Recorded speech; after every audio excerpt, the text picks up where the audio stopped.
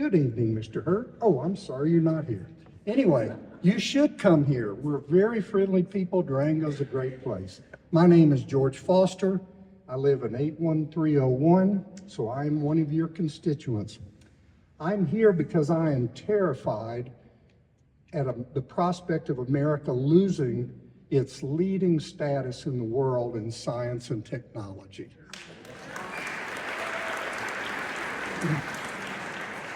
We have a finely tuned system that's been developed over at least a 90-year period. There is public and private collaboration with the federal government, with state and local governments, with private industry. We have people coming from all over the world to study here, to participate in that research, to send money here, to join in on it, and so on. And the Trump administration and Congress, unfortunately, is in the process now of breaking that system. The quality of life, the quality of environment that we all enjoy as Americans depends on this system. I beg of you to work with your colleagues and to work with the administration to stop breaking it, turn around and support it in a way it's never been supported before. That is what will make you famous. Thank you. Hi, Representative Hurd. My name is Ann Sanchez. My zip code is 81301. I'd like to address two recent votes that you made in support of the SAVE Act and the No Rogues Ruling Act. I want to ask, how do you justify voting for the SAVE Act when there's no credible evidence of widespread voter fraud in the U.S.? And this act will disproportionately affect women, minorities, people with disabilities, overseas voters, many people. How do you justify your support for this act? How do you justify voting for the No Rulings Act?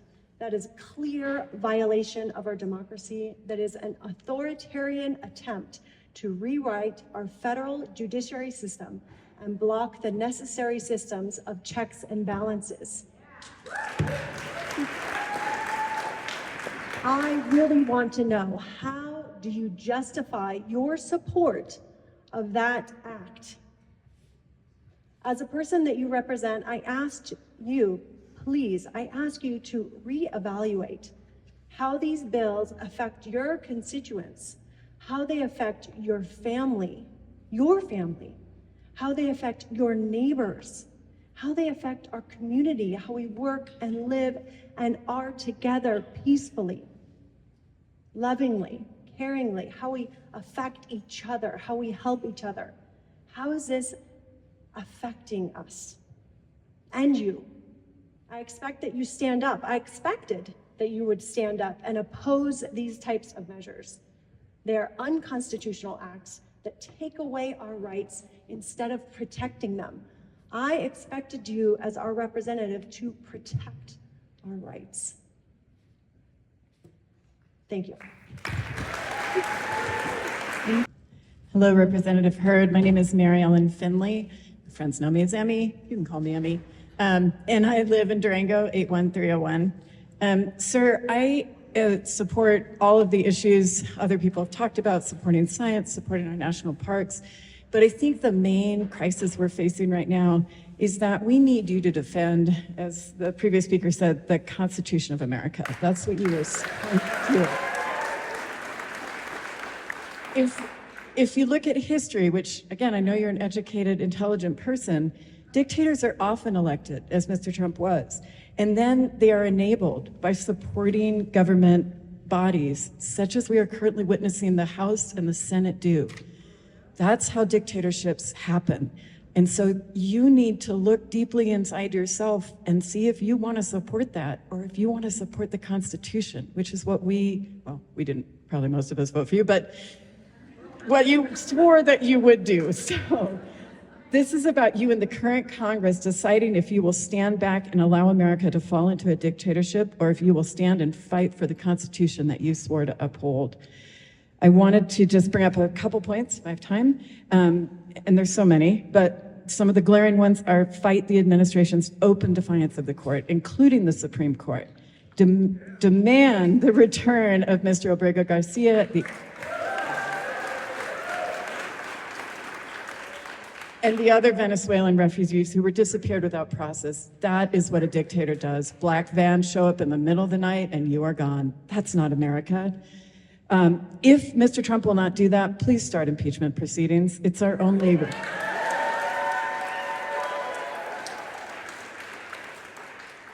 Take back the power of the purse and demand accountability from Doge and Elon Musk. Stop defunding congressionally approved programs and demand accountability of where our personal data is going.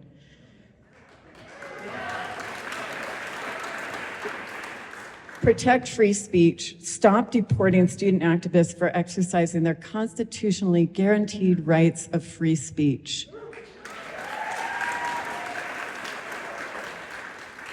Stop voter suppression. Whoops, too late, you already voted for that one. But you can take it back, maybe? I don't know. The SAVE Act is clearly voter suppression.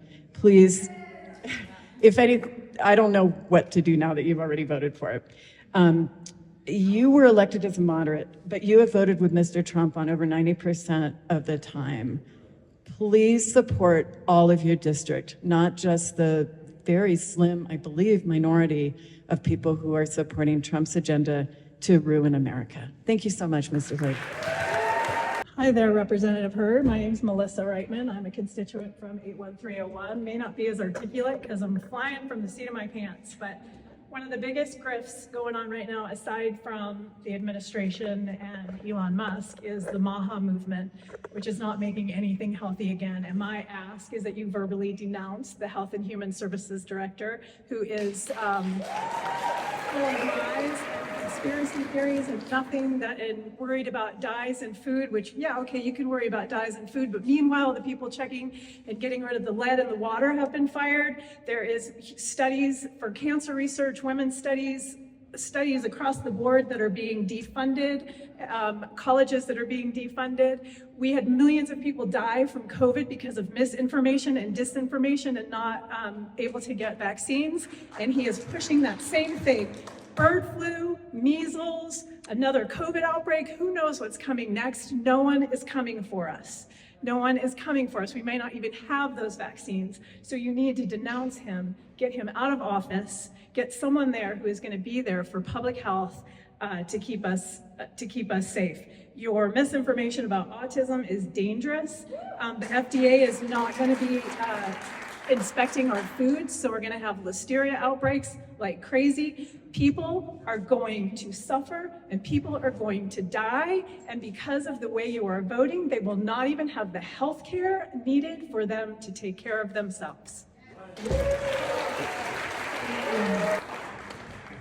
Yeah, I hadn't planned on doing this, but one of the things that doesn't get much play in the news media is the Veterans Administration. I'm John Schrage, from zip code 81301 here in Durango. For those of you who can't read my shirt, all gave some gave all, one had bone spurs.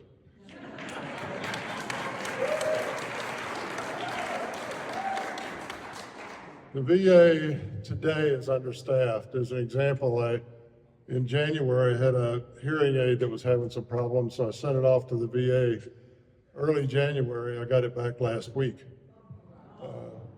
So the VA is a little bit understaffed currently, and yet Trump wants to cut 80,000 people more from the VA. Can you imagine what kind of service we'll get then? Anyway, Representative Hurd, I hope you support the veterans of this country and try to stop this 80,000 veteran termination from your cohort, President Trump. Thank you.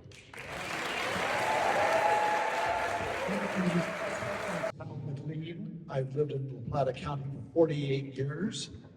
My zip code is 81301. I live in town in Durango here. Many of you know me. I just want to say hello to Mr. Hurd here. I'm sorry that he couldn't attend today. Your Honor, Can I call you Jeff? You can call me Hal. Okay? Okay, so I just want to know, I want to speak first of all in behalf of public media, NPR and PBS. And I would like to know, thank you very much, I would like to know where Mr. Hurd stands as far as the recension that Donald Trump is proposing, taking funds away from public media, PBS and NPR, our source of nonpartisan, non-arbitrary reporting in La Plata County. In a rural area like Colorado, we really, really need public media. And it doesn't cost very much. It's a very small part of the national budget. And I don't see Doge taking it over anytime soon for the amount of money that would be saved. So those of us who support and depend upon NPR and PBS need to step up and help underwrite this. We have 45 days. If Congress doesn't approve the recension of these funds, then those appropriated funds will be brought forward and will be delivered to public media nationwide. So once again, thank you for your time. And Mr. Hurd, we wish you were here. So next time you get an invitation, Jeff, maybe you should show up. Okay? Thanks, everybody. Hello, my name is Brooke Bowker, and I am born and raised Durango 81301. Hello, fellow Durangotangs. It's good to see you. Hello, Representative Hurd. It's nice to meet you. We've never met before, so thanks. One of the greatest parts of Colorado is our amazing public lands. And one of the best things our country has done was the creation of public lands, national parks, national forests, and wilderness areas. Thank you. The Wilderness Act of 1964, signed by President Lyndon B. Johnson, defines wilderness as an area where the earth and its community of life are untrammeled by man, where man himself is a visitor who does not remain. Well, in this world, we are all visitors. We will not remain. But the consequences of our actions will remain, sometimes forever. So I want to express that there's not enough wilderness lands, public lands, national forests, and there's not enough protection for these areas that are already established. So, Mr. Hurd, I want to know, what are you doing to ensure the long-term protection of the public lands, to keep them from harm of new Trump administration policies that aim to privatize them, to extract their natural resources for temporary gains, and ultimately destroy them for an unforeseen amount of time, longer than any of us will be here for? I speak for the trees have no tongues. And I think that it is of utmost importance that you and the other people of leadership act now and act strongly to protect our public lands. Thank you.